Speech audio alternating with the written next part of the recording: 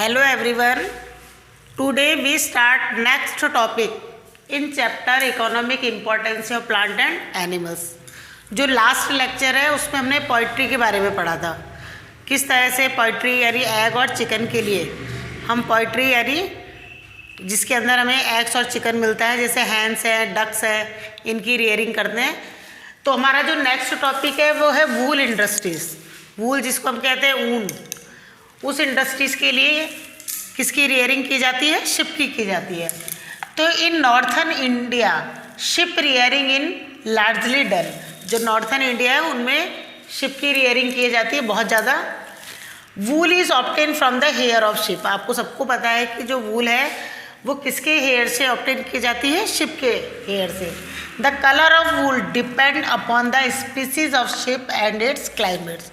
जो वूल का जो कलर होता है वो एक तो शिप की जो स्पीसीज़ है उसके ऊपर, और वो जो शिप है वो कैसे क्लाइमेट में रहती रही है, तो क्लाइमेट के हिसाब से भी उसकी जो वूल है या उसके जो हेयर है उनके कलर आता है, और उसी से हम क्या ऑब्टेन करते हैं? वूल ऑब्टेन करते हैं।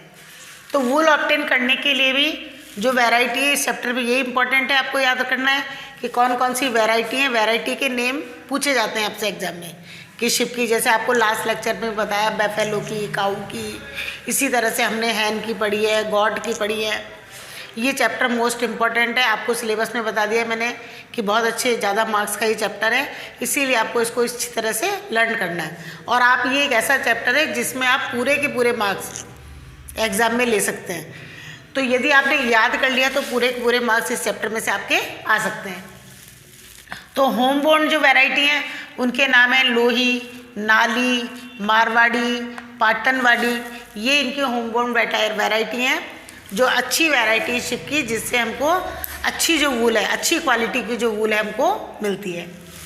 From wool production point of views Rajasthan is very important state. तो वूल प्रोडक्शन के पॉइंट से जो राजस्थान है वो सबसे इम्पॉर्टेंट स्टेट है, और हिमालयन रीजन जो होता है उसकी जो वूल्स मिलती है वो बहुत ही हाई क्वालिटी की वूल होती है। आपने देखा होगा कश्मीर वगैरह से जो वूल के जो शॉल हैं वो ज़्यादा महंगे आते हैं, क्योंकि वो जो वूल होती है वो क्या होती है? हाई क्वालिटी की होती है।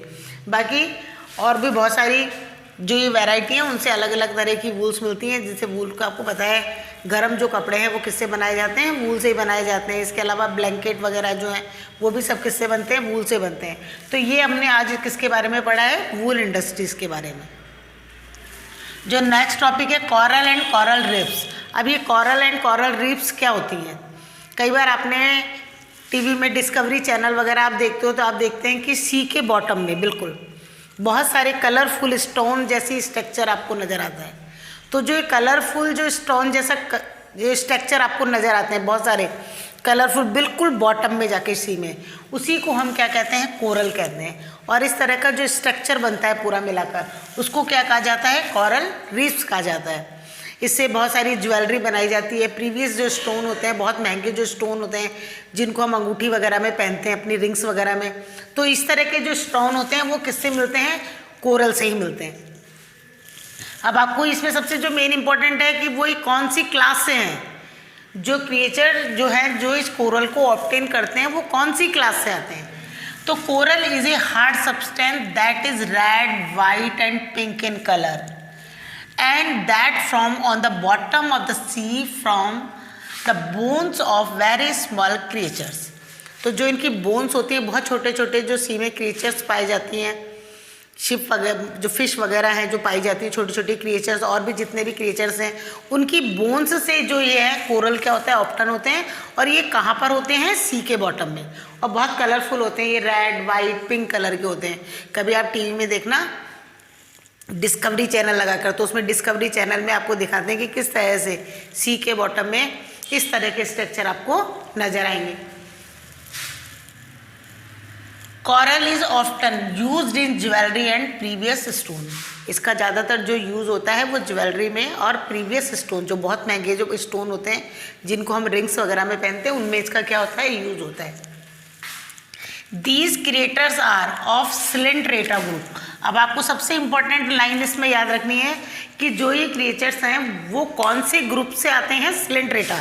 अब ये ग्रुप्स आपको पता है, आप पढ़ चुके हैं 9th क्लास में क्लासिफिकेशन। सिलेंट्रेटा, मॉलस्का, जो नॉन कॉर्डेटा का जितने भी थे जो क्लासिफिकेशन है उसके अंदर ये सारे आते हैं।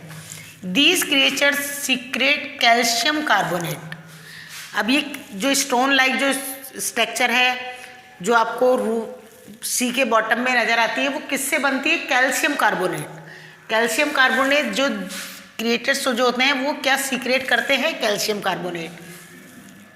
These calcium carbonate fluid known as coral. जो ये कैल्शियम कार्बोनेट जो फ्लूइड है उसी को हम क्या जानते हैं?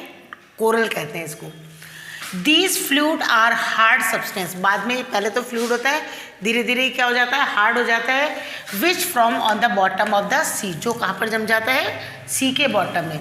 The sea like lime rocks structure known as coral reefs. जो स्टोन के जैसा जो स्ट्रक्चर हमको नज़र आता है बॉटम के सी में, उसी को हम क्या कहते हैं? कॉरल रीफ्स कहते हैं। तो ये आपको कॉरल एंड कॉरल रीफ्स के बारे में, कॉरल कौन से सब्सटेंस से बन रहा है, क्रिएचर क्या सीक्रेट करना है?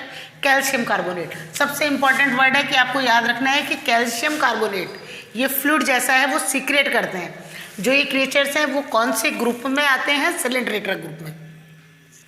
और ये कैल्शियम कार्बोनेट का जो फ्लूइड है ये ही हार्ड होकर के सी के बॉटम में क्या हो जाते हैं?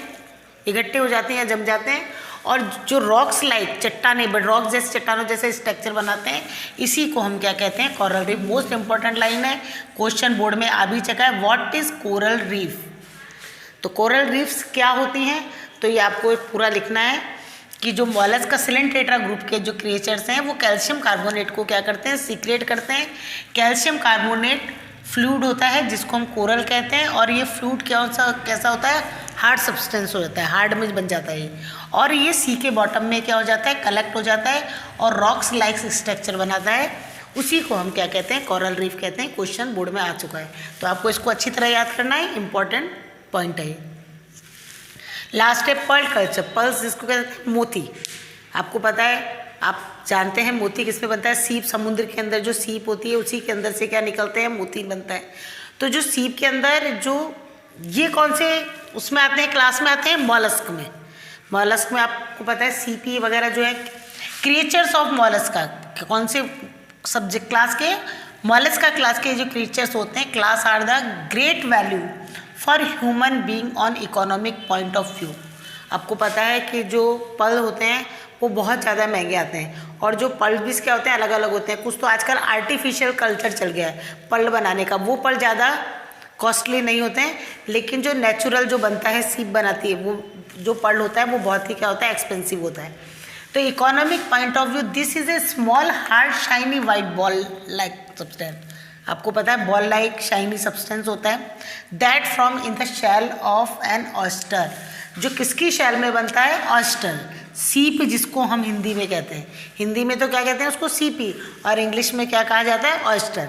तो ऑयस्टर की शेल के अंदर बनता है। तो जो ये ऑयस्टर होती है वो एक फ्लूइड लाइक सब्सटेंस को क्या करती है? सीक्रेट करती है। वो किस लिए सीक्रेट करती है? कि जो फ्लूइड लाइट जो सब्सटेंस होता है वो उसको क्या करता है? प्रोटेक्ट करता है। और यही सब्सटेंस जो है वो बाद में किस में कन्वर्ट होता है? पर्ल में कन्वर्ट हो जाता है। तो pearl culture is an artificial process like sericulture and apiculture. हमने पढ़ाया था एपीकल्चर भी आजकल आर्टिफिशियल रूप से हो रहा है, सेरीकल्चर हो रहा है। इसी तरह से पर्ल कल्चर को भी आर्टिफिशियल प्रोसेस के रूप में काम रहा है। The artificial technique is known as pearl culture. जो आर्टिफिशियल टेक्निक अपनाई जा रही है उसी को हम क्या कह रहे हैं? पर्ल कल्चर कह रहे हैं। Pearl are generally white shiny ball like structure which is a fluid secrete by oyster like Mollusca. तो मॉलस्का के जितने भी क्रिएटर्स हैं वो एक फ्लूइड लाइक स्ट्रक्चर को क्या करते हैं? सीक्रेट करते हैं। These Mollusca secrete in under its cell.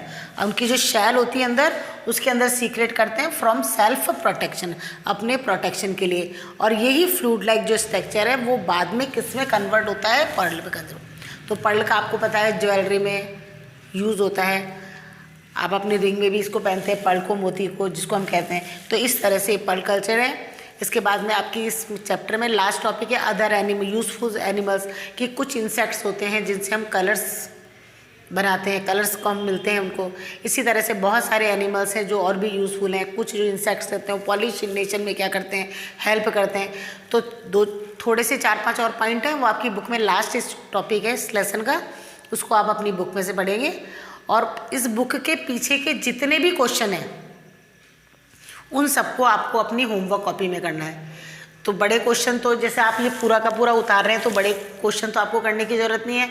जो शॉर्ट है, वेरी शॉर्ट है, जो है ऑब्जेक्टिव टाइप जो क्वेश्चन है इस बुक में, उन सबको आपको अपनी होमवर्क कॉपी में करना है। तो इस तरह से आज हमारा ये चैप्टर क्या हो गया है, कंप्लीट हो गया है।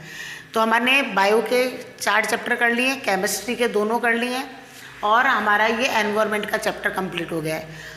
अब हम नेक्स्ट जो लेक्चर है उसमें एनवायरनमेंट का ही, ये 14 चैप्टर था, अब 15 चैप्टर इंडियन साइंटिस्ट, वो इस चैप्टर को हम स्टार्ट करेंगे। तो आज आप अपनी होमवर्क कॉपी में पीछे के बुक के जो क्वेश्चन है वो करना है। और मैंने आपको बीच बीच में बता दिया है कि इनमें से कौन से कहाँ से टॉपिक है वो। अच्छा, एक टॉपिक इसमें रह गया पर्ल में कि सबसे पर्ल जो एक्सपेंसिव जो पर्ल है उसका नाम है लींगा। लींगा जो पर्ल है वो सबसे ज़्यादा एक्सपेंसिव या सबसे ज़्यादा महंगा पर्ल है, इसको आप और नोट कर लेना। लींगा इज़ ए एक्सपेंसिव पर्ल। तो लींगा नाम है पर्ल का जो सबसे ज़्यादा एक्सपेंसिव होता है, ये इसमें आप और नोट कर लेना। इसी के साथ हमारा ये चैप्टर कंप्लीट हो गया है। नेक्स्ट लेक्चर में हम न्यू चैप्टर को स्टार्ट करेंगे। Thank you.